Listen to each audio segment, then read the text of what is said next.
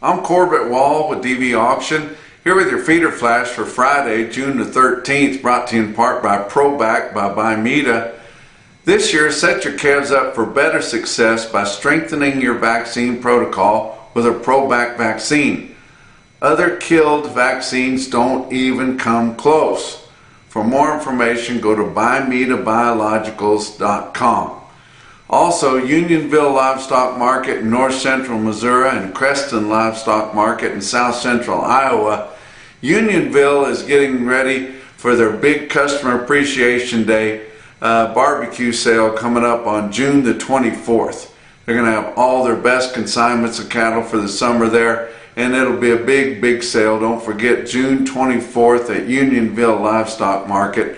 Creston is having a regular sale on June the 20th, and then check their schedule through the summer. They're having their big Customer Appreciation Sale in August later in the summer, but check their schedule for sales that are coming up. More pounds per acre. The best way to harvest your crop this year has been to put them through cattle, and that's why you see your farmer feeders up in the Midwest and Northern Plains coming into these cattle so heavily, is because that's the best way to cash in your crop is through cattle.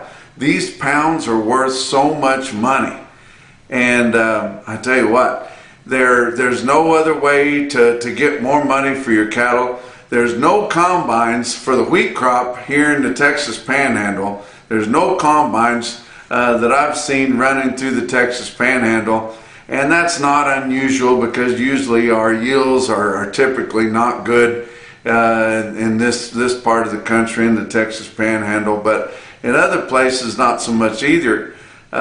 These wheat crops have mostly been grazed out, rolled into hay, and I did see some hay that was rolled up in Oklahoma, and my gosh, when they get through rolling up that wheat hay out there in those crops, you can't hardly drive through them without running into a bale because they have been so good. But a lot of this wheat has been made into wheatledge, especially down in this part of the country, down the Texas Panhandle, because there's so many dairies that want to buy it. But there's just better ways to cash that crop in than making grain. We've got big sales all over the country coming up. Just specials. If you catch a special, you better get into it, because these little sales are drying up, and the northern sales are going into every other week, and it's just going to be a sale of specials. And you got the big videos coming up, all your big video sales, Northern Video, Western Video, Superior Video, Joplin's Primetime Videos having their big bang sale July the 1st. Just every video sale is going to be having a big sale, and that's where you're going to find your market, is on these big special sales coming up as we go through the summer. But you look at your board on Thursday, June live cattle futures were up 37 cents at $228.20. August was down $1.07 at $216.95, and the rest of your back months were down 12 to down 67 cents. August feeder cattle were up 17 cents at $311.25. September down 25 at $310.55, and your back months on feeder cattle were mixed, being down 45, up as much as 77 cents, and that's on the farthest out month of traded contracts on your feeder cattle. July corn was up 1.5 cents a bushel at $438.50. Beans for July down 8.25 cents at $1042.25. And your hard red winter wheat for July down 3.5 cents a bushel at $522.75. Fat cattle trade, we saw a lot more trade on Thursday as we're getting later in the week, and the trade is calming down. It's not going to be sharply higher like it has been the last couple of weeks. It's going to be more of a steady type trade here. We saw Iowa sell 800 head on Thursday, 2,900 head for the week, and your Thursday sales were from 238 to 241. That's mostly steady, and dress sales at 380, which is exactly steady. Nebraska sold 3,450 head on Thursday. It was 3,800 for the week. 241 to 242 was the price, which is mostly steady, and 380 dressed. Kansas sold 5,250 on Thursday, 6,200 for the week, and their sales were also mostly steady, but it ranged in a wide range from 232 to 238. Dress sales there at 380 also. Texas still sucking hind tit with 800 head there, 4,150 for the week, and your sales on Thursday from 234 to 235. They're going to have more trade on Friday, and we'll see what happens there. We'll see whether the holdouts end up getting more money like they do most weeks, or if they just continue it out at a kind of a steady go. But we had a fat cattle auction on Thursday. It was Sheldon Livestock in Sheldon, Iowa. They sold 500 head. Conventional fed cattle selling from 234.5 to 244. That had to have dairy Holstein steers ranging from 206 to 221. Your box beef cutout values were higher again. They're gaining a little bit all the time, trying to get up there close to what they need. Choice cuts were up 196 at 376.72. Selects up 232 at 363.07. Your slaughter, 456,000 estimated cattle slaughter up through Thursday of this week. That's 21,000 less than last week and 33,000 less than a year ago. These packers just keep slashing this slaughter. It's just a standoff whether they're going to run out of product because they've got a lot of it promised to their wholesale buyers, or if they're going to be able to run out of cattle. I don't know. We're short of cattle. They're short of product, but it's give and take there. We're going to see what happens with that. Your actual slaughter information come back for the week ending May 31st.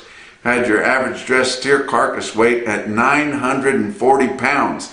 Now we're at the time where they're getting as low as they're going. That was 4 pounds less than a week ago, but still 16 pounds more than the same report a year ago. Talk about what else is going on. Livestock Risk Services, that's Dakota Moss in Oklahoma City there. And I talked to Dakota on Thursday, and he wanted to tell you guys that the deadline for producers to change their LRP agent is June the 30th.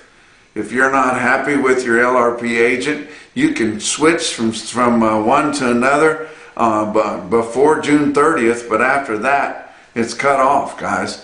And next week, LRPs are only going to be written on Monday, Tuesday, and Wednesday, because Thursday is a federal holiday, and then Friday got another cattle on feed report, so you know we can't do it then. But for more information about those guys, go to livestockriskservices.com. Talk about your feeder cattle market, brought to you by Specialty Risk Insurance. They are working to protect your livelihood.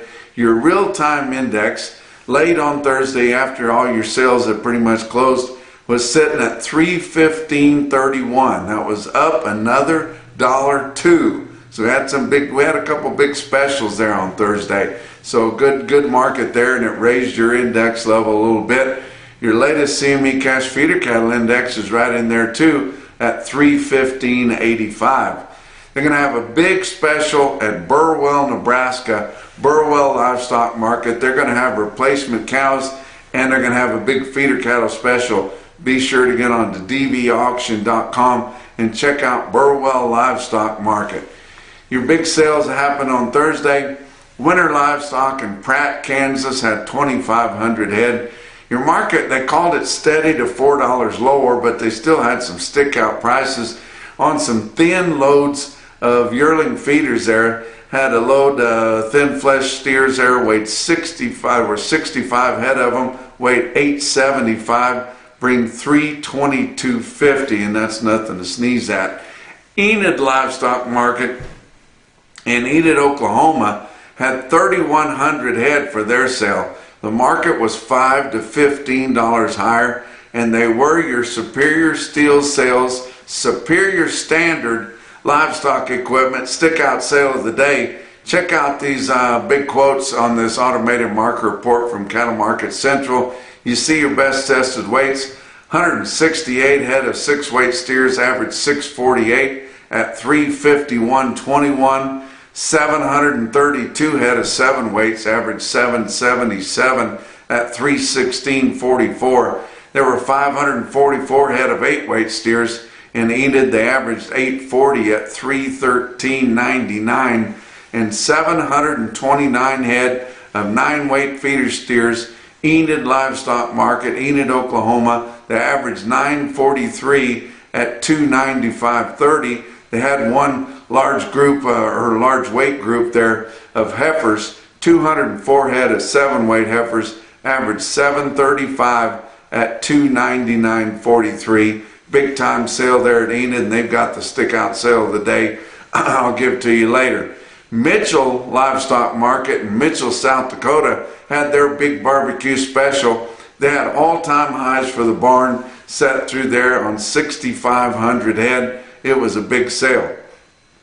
Talk about some other stick-out quotes. How about Maryville Livestock Auction in Maryville, Missouri? That's Tom Runyon there, and my buddy Mike had some cattle that he commissioned in there, and they from David Ruoff, an old-time St. Joe Stockyards customer, had 52 head of 1,020-pound steers, bring 287.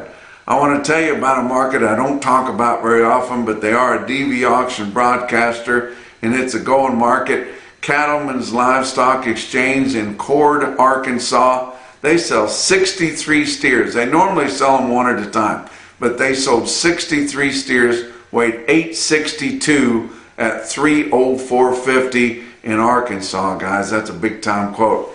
How about Bluegrass Stockyard South in Stanford, Kentucky? 120 steers, weighed 862 at 316.75 way down there in Kentucky. Put wheels under those guys.